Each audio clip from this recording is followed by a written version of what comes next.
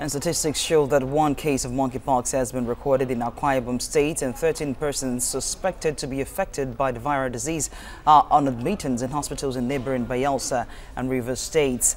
Infectious disease specialist Dr. Joseph Onigbinde joins us now on the news to tell us more on what preventive measures should be taken to curb the interstate spread of monkeypox. Thanks for joining us. Thank you. Good afternoon. Now, I begin to wonder when Nigeria might get this right. Every time we have such disease like this one, we always have to depend on other countries to help us test samples, to help us get a solution to this. Why does this keep happening? Well, it's very sad. And to think that monkeypox is not a new visitor to Nigeria makes us sadder.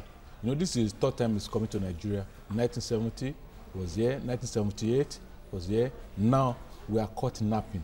It is very, very sad. Like you mentioned, it is poor.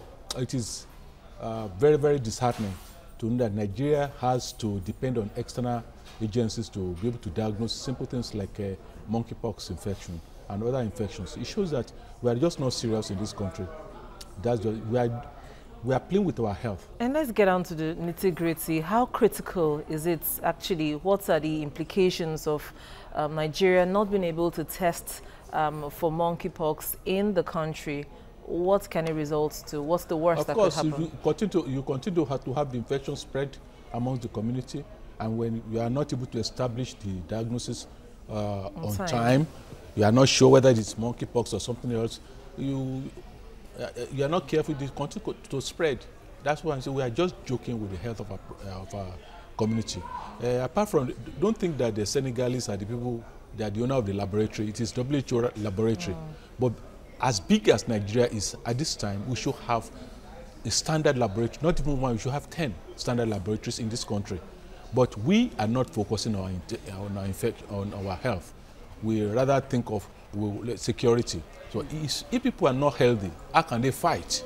If our soldiers are not healthy, how will they fight? So we have relegated the issue of health to the background. Health and education in this country is almost nil now, and it's very sad. I've never seen like this in this country since I was born, or maybe just a few years ago. Okay, let's talk about. Do you think this is not being taken seriously because it's been termed a milder version of chicken pox? Monkeypox? Well, monkeypox, like you said, is just because it was found in monkey. That's where it got its name from.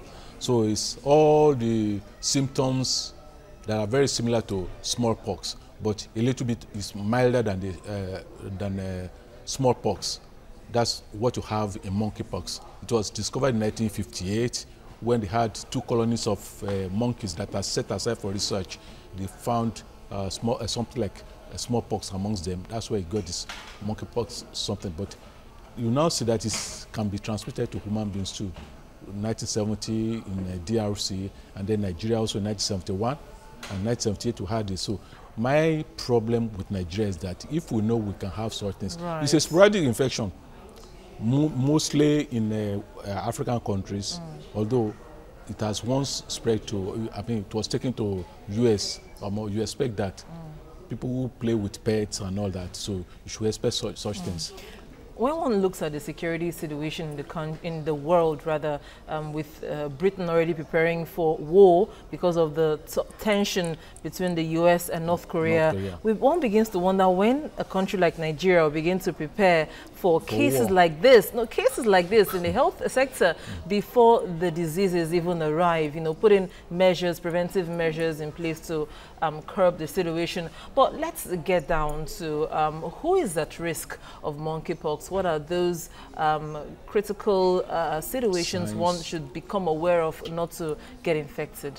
Yeah, first of all, let's know that the monkeypox is from the monkeypox virus, which is just like a variola virus that you have in smallpox, but it's found mainly, nobody knows actually the natural habitat of this virus, but rodents, squirrels, monkeys, and some of these mammals are suspected to house it.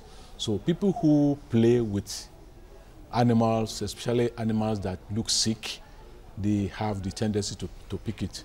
And then not just monkeys. Not just monkeys. It's not only monkeys. Even squirrels, even rodents, even rats can house it, can have it. You know, it's called monkeypox because monkeys were infected themselves. So anybody who plays with all these things, or people who eat any of these bushmeat that are not properly cooked.